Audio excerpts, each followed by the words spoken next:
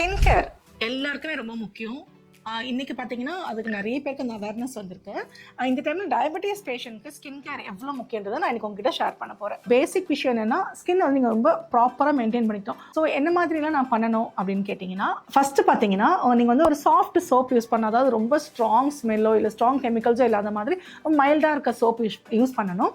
அதே மாதிரி shampoo use பண்ணும்போது ரொம்ப மைல்டான ஷாம்பு யூஸ் பண்ணுங்கள். ரொம்ப வாசனையோ இல்லை ரொம்ப ஸ்ட்ராங் கெமிக்கல்ஸ் இல்லாத மாதிரி யூஸ் பண்ணுங்கள். தேர்ட் பார்த்தீங்கன்னா மாய்ஸ்சரைஸ்டாக வச்சுக்கோங்க. ஃபோர்த்து பார்த்தீங்கன்னா, நீங்கள் சாதாரணமாக வந்து கால் பாதத்துலையோ இல்லை கை விரல்லையோ கொப்புளமோ காயமோ இல்லை அரிப்போ இல்லாத மாதிரி பார்த்துக்கோங்க. ஃபிஃப்த்து பார்த்தீங்கன்னா, சின்ன காயங்கள்லாம் ஏற்படுதுன்னு வச்சுக்கோங்களேன். சம்டைம்ஸ் வந்து ஒரு சின்ன வெட்டாக இருந்தால் நம்ம பிளாஸ்டர் மாதிரி போட்டுப்போம்.